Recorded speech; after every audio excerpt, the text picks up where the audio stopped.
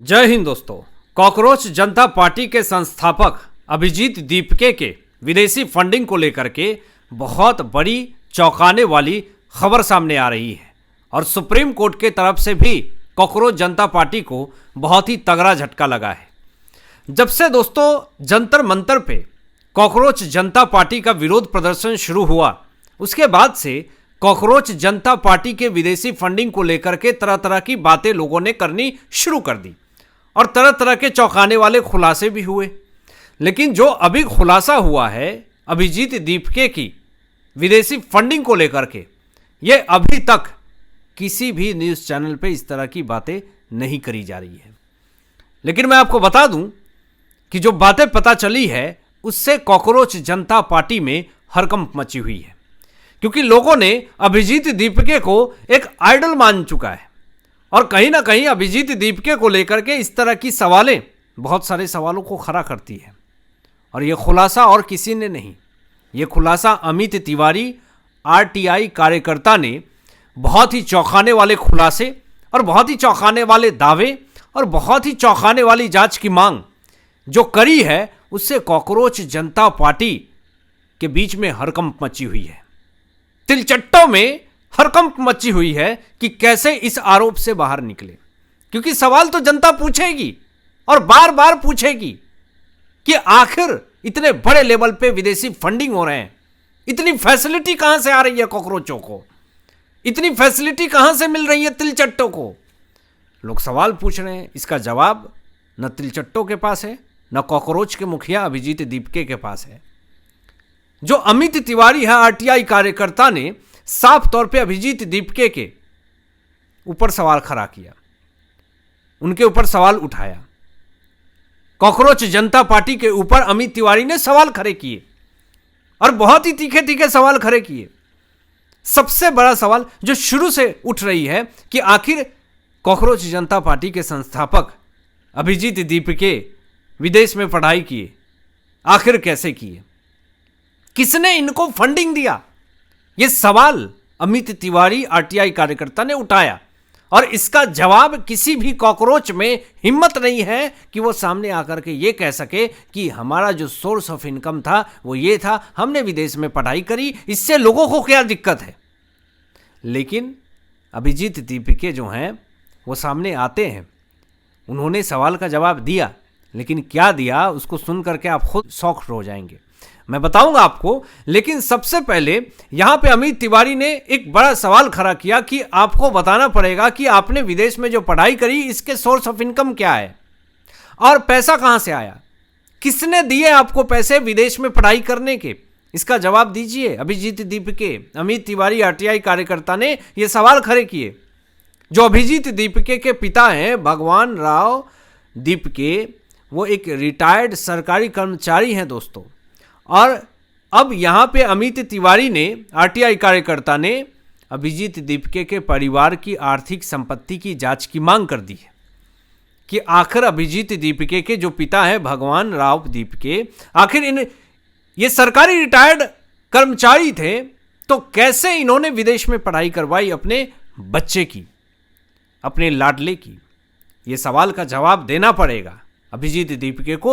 अमित तिवारी ने, आरटीआई कार्यकर्ता ने यह मांग करी और अब इसका सवाल का जवाब अभिजीत दीपके नहीं दे पा रहे हैं। अब फंस चुके हैं कॉकरोचों के मुखिया, तिलचट्टों के मुखिया अभिजीत दीपके। अब मैं आपको बता दूं दोस्तों, सबसे बड़ी खबर यह है कि 1 करोड़ लीगल डिफेंस फंड को लेकर के अब कहीं ना कहीं सवाल खड़े कर रहे हैं, बहुत सारे सवाल खड़े हो रहे हैं। 1 करोड़ लीगल डिफेंस फंड, आखिर ये क्या है? जो 1 करोड़ लीगल डिफेंस की बात हो रही है, जो फंड की बात हो रही है, 1 करोड़ फंड देने की जो बात हो रही है, उसमें कपिल सिब्बल का भी कनेक्शन है। उन्होंने ये कहा था कि जिनके ऊपर भी एफआईआर दर्ज हुए हैं, एक लीगल डिफेंस फंड बनाया जाएगा जिसमें कपिल सिब्बल ने 1 करोड़ रुपए दिए और इसका ये सहायता जो है वो करी जाएगी। जिस स्टेट में भी कॉकरोचों के ऊपर एफआईआर हुई है उसमें जो वकील उनकी आर्थिक सहायता करेंगे, उनको लीगल डिफेंस दिलवाएंगे, ऐसे लोगों के लिए 1 करोड़ रुपए लीगल डिफेंस फंड में डाली गई। अब सवाल ये उठाए जा रहे हैं कि ये पैसे कहां से आए, किसने दिए, ये कहीं ना कहीं मांग अमित तिवारी आरटीआई कार्यकर्ता ने उठा दी। अब इसका जवाब जो है वो नहीं दे पा रहे हैं अभिजीत दीपके और कॉकरोचों के तमाम जितने भी समर्थक हैं। वो सवाल बहुत तरह के उठ रहे हैं लेकिन जवाब किसी के पास नहीं है। मैं आपको बता दूं कि यहाँ पे जो अमित तिवारी हैं, बहुत ही चौंकाने वाली खबर सामने आ रही है दोस्तों।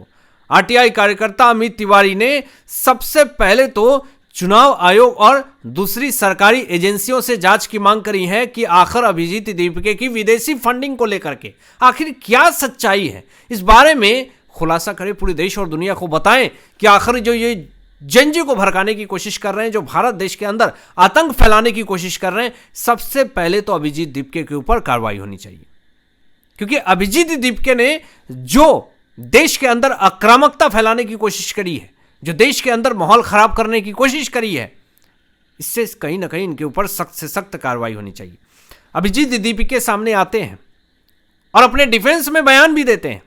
अभिजीत दीपके ने यह कहा कि जो हमारे विदेशी फंडिंग को लेकर के बात करी जा रही है, जो हमारे एजुकेशन को लेकर के बात करी जा रही है, सबसे पहले आपको बता दूं कि हमें स्कॉलरशिप और एजुकेशन लोन मिली, तब जाकर के हमने विदेशों में पढ़ाई करी।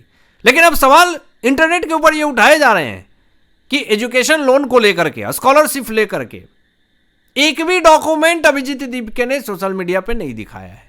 जब आपको स्कॉलरशिप मिला है तो आप दिखाएं जनता को, लेकिन उल्टा सवाल का जवाब देने के बजाय ये सीधा सवाल पूछ रहे हैं और नरेंद्र मोदी जी से ही उनकी डिग्री मांग रहे हैं। बताइए, एक सवाल के जवाब के बदले में दूसरा सवाल, तो ये तो आप दर्शाने की कोशिश कर रहे हैं कि आपके पास सवाल का जवाब नहीं है, आप अपने डिफेंस में कुछ बोल नहीं पा रहे हैं, सामने वाले के ऊपर आरोप लगा रहे हैं।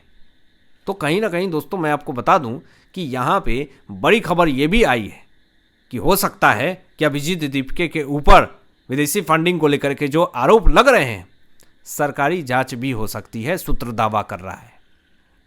आने वाले समय में अभिजीत दीपके की मुसीबत जो है वो बढ़ सकती है।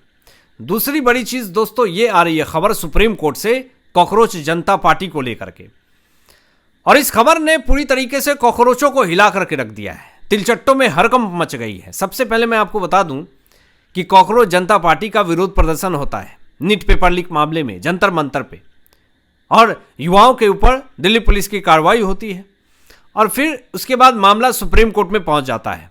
लोगों ने उम्मीद नहीं करी थी कि सुप्रीम कोर्ट से इतनी बड़ी तगड़ी झटका लगेगी, लेकिन सुप्रीम कोर्ट ने कॉकरोचों को बड़ी तगड़ी झटका दी, तिलचट्टों में हड़कंप मच गई।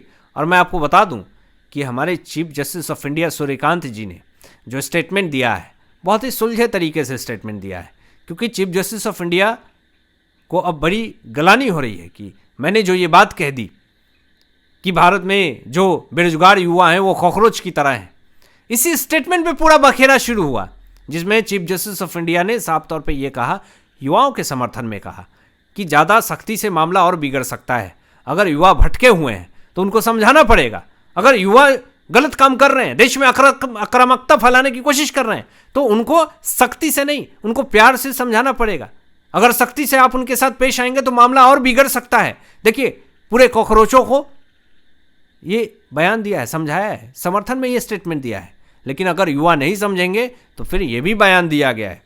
सुप्रीम कोर्ट ने साफ तौर पे ये स्टेटमेंट दिया है, कॉकरोचों को एक बड़ी लतार लगाई है कि अगर कानून तोड़ा, हिंसा की है, तो उस पर कानूनी कार्रवाई हो सकती है। जो ये लोग सोच रहे हैं कि हमने हिंसा करी, कानूनी कार्रवाई हमारे ऊपर नहीं होगी, तो ये उनकी भूल है। सुप्रीम कोर्ट ने कॉकरोचों को क्लीन चिट नहीं दिया है, उनके ऊपर सख्त से सख्त कार्रवाई हो सकती है। और कोर्ट ने सबसे पहले यह कहा कि जो युवा भटके हुए हैं, जिन्होंने विरोध प्रदर्शन किया है, जिन्होंने सरकारी संपत्ति को नुकसान पहुंचाया है, जिन्होंने पब्लिक प्रॉपर्टी को नुकसान पहुंचाया है, पहले युवा से बातचीत कीजिए, समझाने का रास्ता ढूंढिए, फिर बड़ा एक्शन लीजिए। बड़ा एक्शन लेने के बाद न सुधरे तो फिर उसके बाद उसको दबोचा जाएगा और उस मामला कोर्ट तक जाएगा। सुप्रीम कोर्ट ने जितने भी कॉकरोच हैं, प्रदर्शनकारी हैं, उनको क्लीन चिट नहीं दिया है। उनके ऊपर सख्त से सख्त कार्रवाई भी कर सकती है जिनके ऊपर आपराधिक मामले दर्ज हैं। और यहां तक मैं आपको बता दूं कि झारखंड में पेपर लीक हुए, लेकिन कॉकरोच के एक भी समर्थक वहां पे नहीं पहुंचे। राहुल गांधी बड़ी बड़ी डींगे हाँक रहे हैं, लेकिन राहुल गांधी भी वहां पर झारखंड के विद्यार्थियों से जाकर के मुलाकात नहीं करी। आखिर क्या है राजनीति? मतलब ये पूरी दुनिया समझ रही है कि आखिर कॉकरोच का एजेंडा क्या है। विपक्ष का एजेंडा क्या है, राहुल गांधी का एजेंडा क्या है। अब आपकी क्या सोच है, इन तमाम विषयों पर अपनी विचार व्यक्त कीजिएगा और मिलते हैं लेटेस्ट ब्रेकिंग एनालिसिस के बाद। तब तक अपना ध्यान रखें, ख्याल रखें। सत्यमेव जयते। जय हिंद।